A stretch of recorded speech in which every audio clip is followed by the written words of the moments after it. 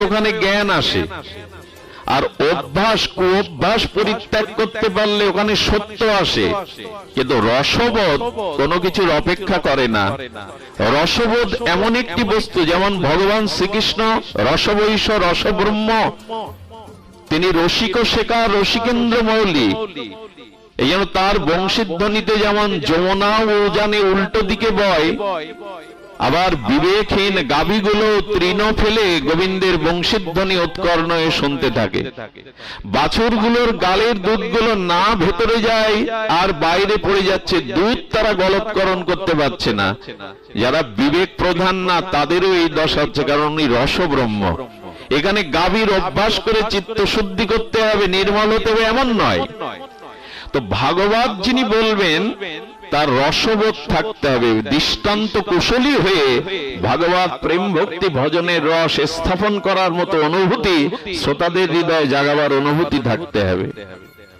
ভগবান সূর্য বললেন তাকে হতে হবে ধীর। মানুষ ধীর কখন হয়?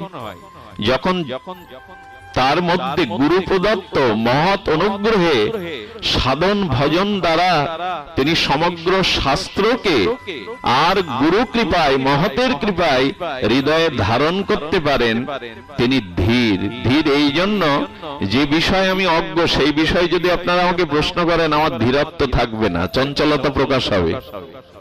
এই জন্য বক্তার মধ্যে সর্ব শাস্ত্রীয় জ্ঞান গুরু কৃপায়, তার অধ্যবসায়ের দ্বারা শ্রী গুরু কৃপায় স্থাপিত হতে হবে, যাতে বক্তব্যের মধ্যে, আলোচনার মধ্যে, প্রসঙ্গের মধ্যে কেউ কিছু জিজ্ঞাসু যদি তার কাছে জিজ্ঞাসা করেন, তবে তাকে ধীর হতে হবে। কারণ জানা যার আছে, সম্পদ যার আছে, তিনি তো ধীর হন, সহসা চঞ্চল হন না। এই জন্য তাকে বলছেন আর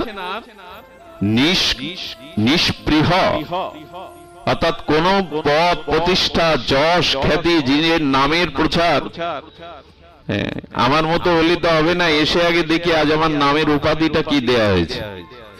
আমি তো এই তল্লাটের অন্যতম শ্রেষ্ঠ বক্তা, তো আমার নাম কি দেয়া হয়েছে। নামের আছাড় গুলো উপাধিগুলো আগে দেখেনি, এগুলো থেকে দূরে থাকতে হবে তাকে। আমাদের রাধাকুণ্ডে এক বাবাজির প্রবচন করবার জন্য তাকে গাড়ি নিয়ে ভক্তরা গেছেন, প্রভু আসুন।